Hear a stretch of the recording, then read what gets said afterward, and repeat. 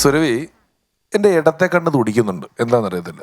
ഇടത്തെ കണ്ണ് ആണുങ്ങൾക്ക് നല്ലതാണ്. നല്ല എന്തോ ഒരു നല്ല കാര്യം വരാൻ പോകുമ്പോഴാണ് ഇടത്തെ കണ്ണ് സാധാരണയായിട്ട് തുടിക്കുക. പെണ്ണുങ്ങൾക്ക് വലത്തെ കണ്ണ്. ഞാൻ മൈഗ്രെയിൻ കൊണ്ട് തുടിക്കുന്ന കാര്യം പറയും. ഇങ്ങനത്തെ അന്ധവിശ്വാസങ്ങളായിട്ട് വരല്ല. ഇടത്തെ കണ്ണ് തുടിച്ച് എന്ത് നല്ല കാര്യം വരും എന്ന് പറയുന്നത് സത്യസന്ധമായിട്ടുള്ള കാര്യമാണ്.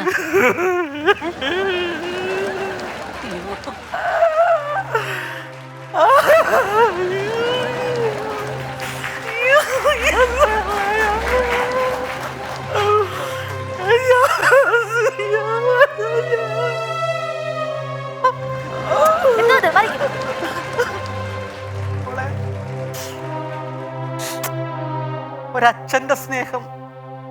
അത് കുഴപ്പമില്ല. വന്നോ.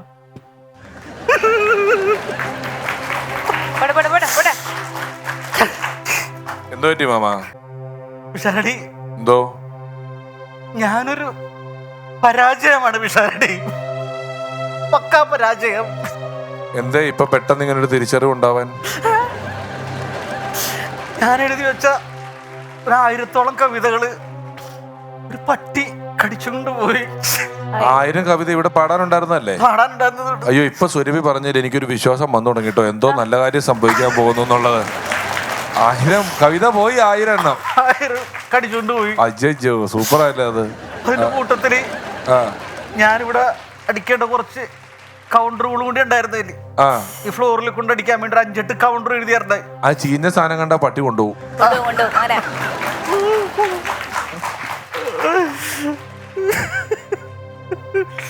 പിന്നെ ഈ കടിച്ചുകൊണ്ട് പോയ കൂട്ടത്തിൽ ആ ഒരു ദേഷ്യത്തില് ഞാൻ ഈ പട്ടിനെ ഓർത്തിട്ട് അവിടെ വെച്ച് എനിക്ക് അരിശം കയറിയൊരു കവിത ഞാൻ എഴുതി.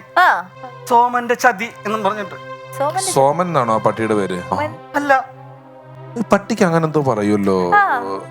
ശോനൻ. ശോനൻ. അത് ശ്വാനൻ. ഓർത്തിട്ട് സങ്കടം സഹിക്കാൻ പറ്റില്ല. ഏതൊക്കെ കവിതകളായിരുന്നു അതിലുണ്ടായിരുന്നത്? കുറെ കവിതകൾ ഉണ്ടായിരുന്നു. അതില് ഉണ്ടായിരുന്നെന്ന് വെച്ചാല് നമ്മുടെ കുട്ടിക്കുള്ളിലെ കൊട്ടത്തേങ്ങ.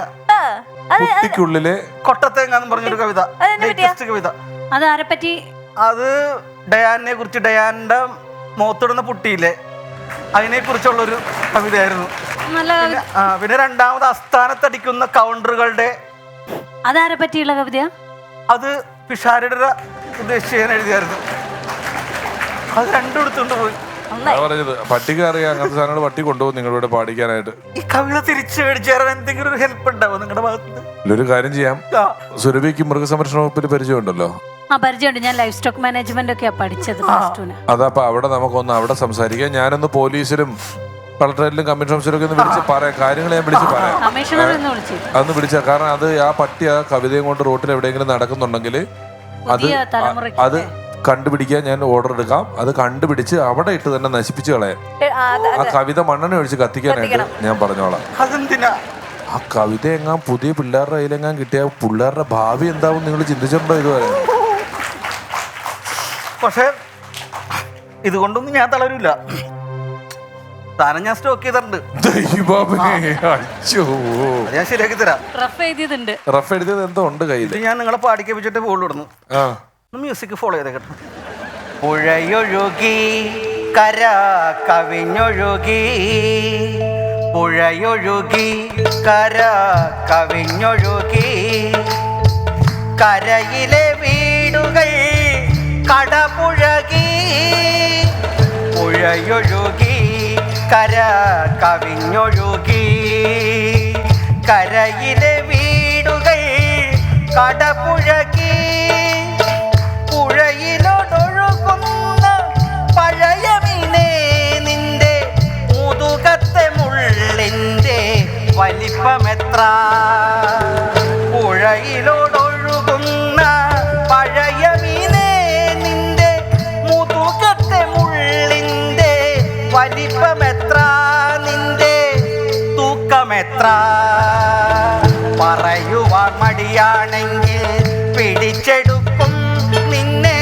പറത്തെടുക്കും പിന്നെ വയറ്റിലാക്കും, എന്റെ വയറ്റിലാക്കും, പുഴയൊഴുകി കര കവിഞ്ഞൊഴുകി, കരയിലെ വീടുകൾ കടപുഴകി.